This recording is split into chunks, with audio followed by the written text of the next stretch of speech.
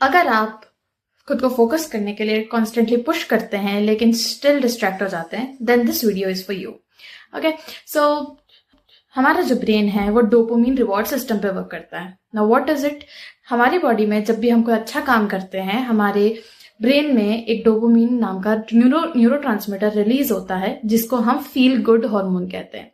And ये जो feel good hormone है ये डिसाइड करता है कि हम कितना मोटिवेटेड होंगे उस काम को करने के लिए।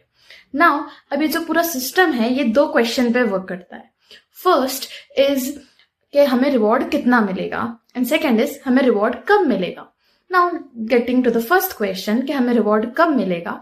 अगर हमें कोई भी हाई रिवॉर्डिंग चीज मिलती है देन हम उस काम को करने के लिए ज्यादा मोटिवेटेड होते हैं, जैसे कि वीडियो गेम्स, सोशल मीडिया या शुगर।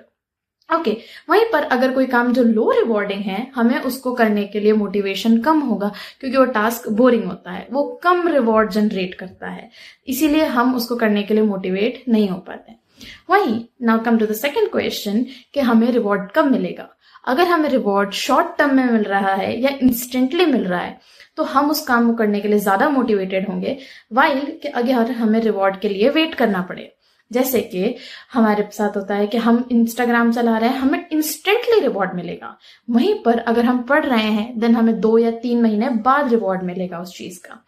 सो हियर यहाँ पर इसे हम कहते हैं डीले डिस्काउंटिंग। ओके, इसको एक एग्जाम्पल से समझते हैं कि जैसे कि अगर मैं आपको 10 रुपए दूं आज, लेकिन अगर मैं आपको 15 रुपए दूंगी जो कि 15 दिन में या 3 महीने बाद दूंगी, आप कौन सा ऑप्शन चूज करेंगे? मोस्ट प्रोबेबली आप चूज करेंगे 10 रुपीज। क्यों? क्योंकि इंस्टेंट रिवॉर्ड है वो। Okay, so this is instant reward and delay discounting which works. Now इसको आप समझते हैं कि जैसे डिस्ट्रैक्शंस है, so distractions are high rewarding plus they are instantly rewarding. ठीक है, वहीं पर जो स्टडीइंग है वो लो रिवॉर्डिंग है और उसी के साथ साथ वो डीलेड ग्रेटिफिकेशन देती है, हमें लॉन्ग टर्म में रिवॉर्ड देती है, इंस्टेंटली रिवॉर्ड नहीं देती है। लेकिन क्या इसका मतलब ये है कि हम उसके लिए कभी भी मोटिवेटेड नहीं हो सकते हैं? नो, हमें ये जो डोपामिन रिवॉर्ड सिस्टम है इसको यूज करना पड़ेगा टू क्रिएट हमारा सिस्टम जो कि हमें फोकस करने में हेल्प करेगा। सो उसके लिए हम क्या कर सकते हैं? So first thing we can do is हम उस डीले को कम कर सकते हैं। ठीक है, जिसके लिए हम यूज करेंगे पोमोडोरो टेक्निक। ठीक, पोमोडोरो टेक्निक में क्या हुआ कि हमने 25 मिनट्स पढ़ा, देन हमने 5 मिनट का ब्रेक लिया। सो वो जो 5 मिनट का ब्रेक है दैट्स अ रिवॉर्ड। अब महीनों बाद वाला जो रिवॉर्ड है उसकी जगह आपको 25 मिनट्स के बाद एक छोटा सा रिवॉर्ड मिल रहा है, यानी हमने उस डीले को कम कर दिया। Okay, second thing we can do is हम रिवॉर्ड को बढ़ा सकते हैं। अब रिवॉर्ड को बढ़ाने के लिए हम क्या कर सकते हैं? Target trekking.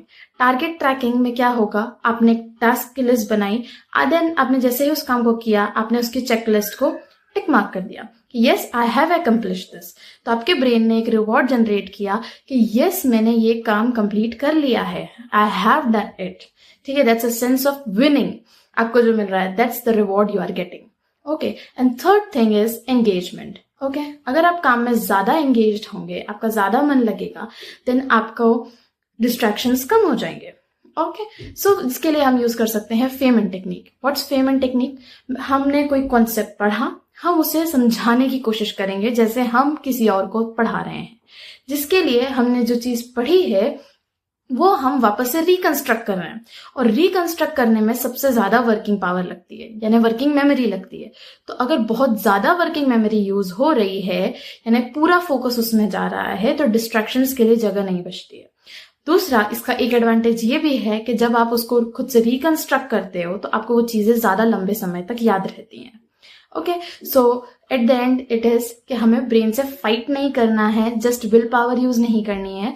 हम हमारे सिस्टम्स क्रिएट कर सकते हैं जो हमें फोकस करने में हेल्प करें।